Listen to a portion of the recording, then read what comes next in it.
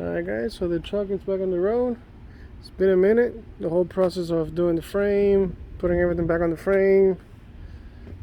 Still gotta do paint, I still gotta do a lot of stuff. But at least, and electrical, Jesus, I gotta do a lot of electrical issues. I don't have issues per se, but see all this wiring here, all that wire is going in the back, going to this mess over here. Remember, this is a carburetor swap 351. I still have the original computer running. Still got AC. Still gotta mess around with these wires here coming out of the computer. All these relays are for my electrical fans that I have. I have 2 electrical fans, which I'm going to be getting rid of. They're not really cooling that great, but they're still cooling, but not the best. So, but right now I'm gonna get an air fuel ratio gauge so I can see what my numbers are, and that will be in AEM.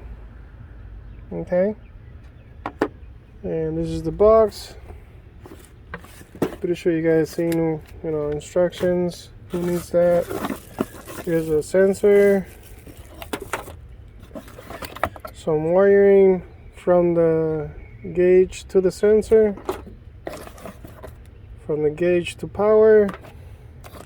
And if you're gonna weld on the exhaust, for now I'm just gonna put it on the stock hole on the header. I got long tooth headers, so where it collects on 4-to-1, I'm gonna just put the sensor there for now.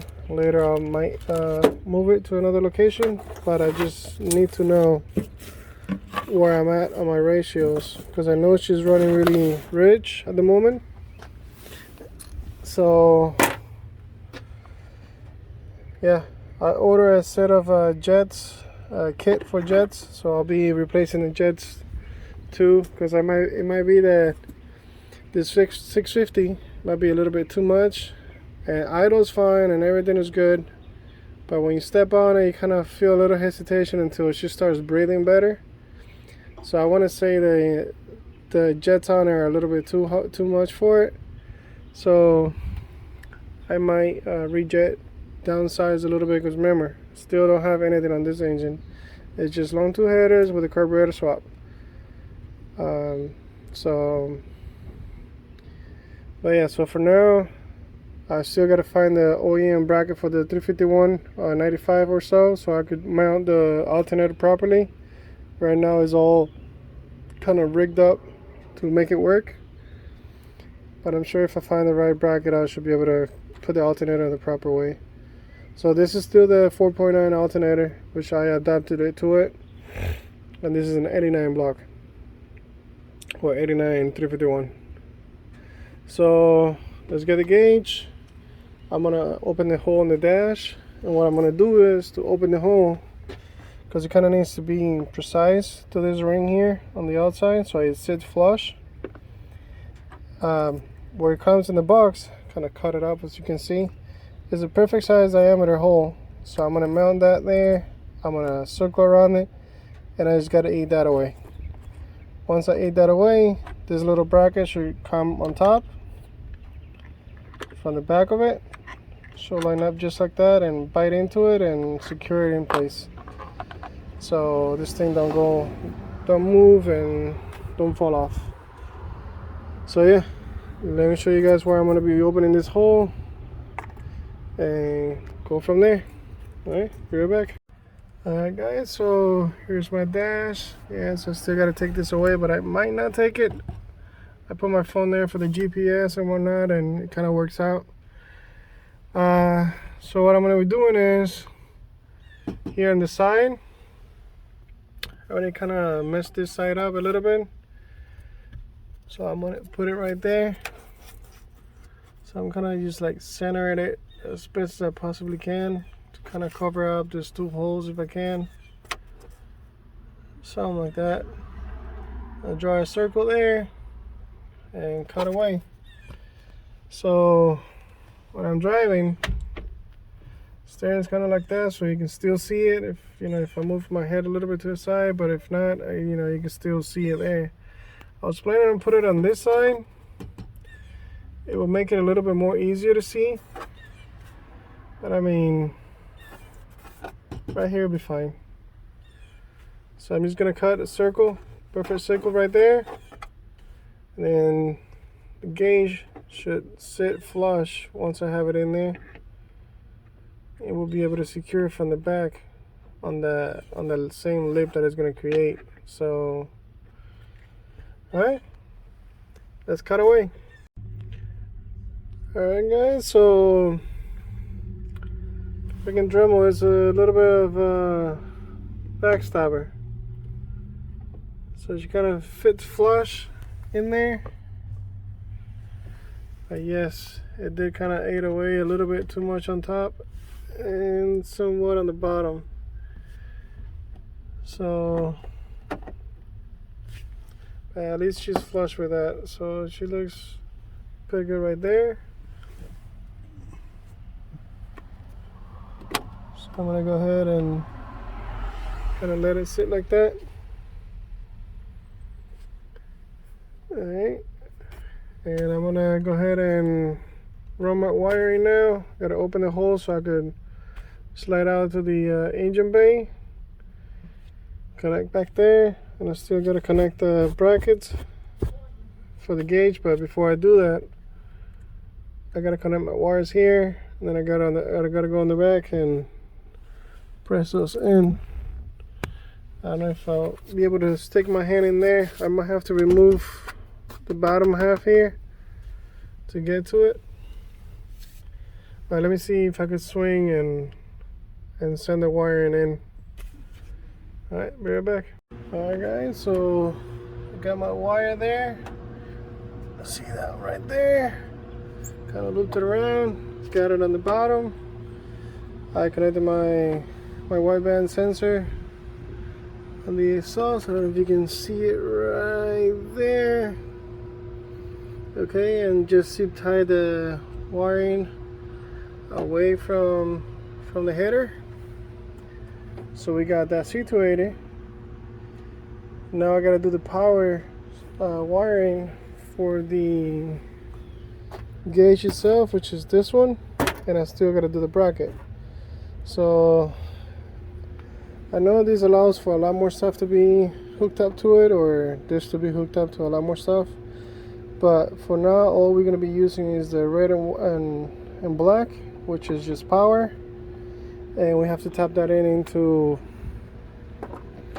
a switch. Basically, something that gives it power when we start up the truck. Definitely come out here, or I still haven't removed this stuff. I want to see if I could get power from the inside of the truck instead of having to come back out here again. But yeah, still gotta tie down some of that extra wiring. Here it is. Let me see if I could get it to work for now with the lighter. I might just do that for now.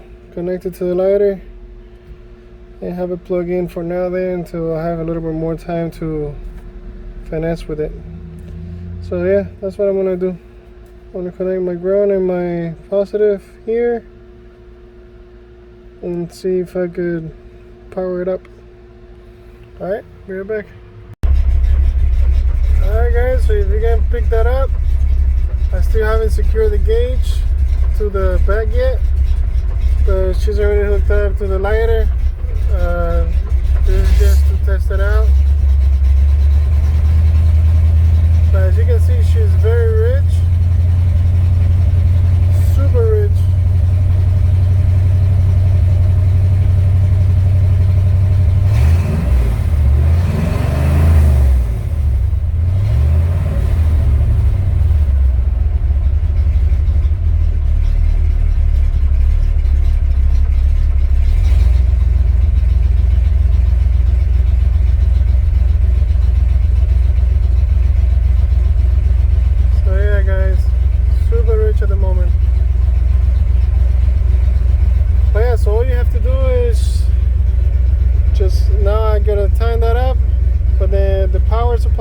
to see if I could tap into something, probably one of the fuses or something that turns on when the ignition is on. All you really need is a ground and a power. That's it. That shuts off and on when the ignition is turned on. So yeah, now I could definitely change my jets. That is super rich. So it should be closer to 13. So that means I'm burning fuel like crazy. So my spark plugs, they most likely are pretty dark out now. And I only driven it probably, I don't know, not even 10 miles, but yeah, that's super rich right now.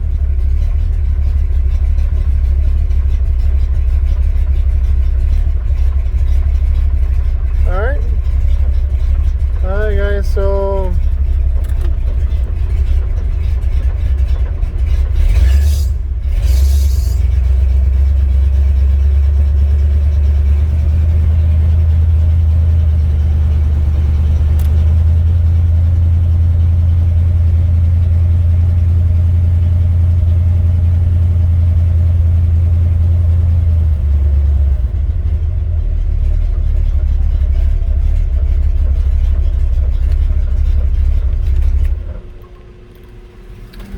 yeah guys, definitely I need to rejet my carburetor. It's way too rich. That's really what I wanted to find out. So later I got the jets coming in. So after the jets, I could take the front jets out, getting a little bit smaller until I get closer to that 13 range. Alright, but that's how you install the wideband fuel ratio.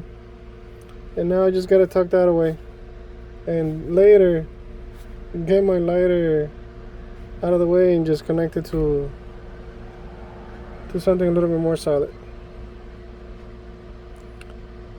Alright guys, like always, share, like, subscribe, and I'll keep you guys posted on this project. I know I wasn't able to record the whole disassembly and put it all back together. It really took me a while because I didn't have the time for it.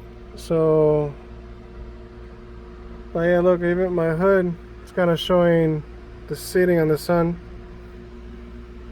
quite a bit. Alright guys, like always, share, like, subscribe, and I'll see you guys in the next one. Later.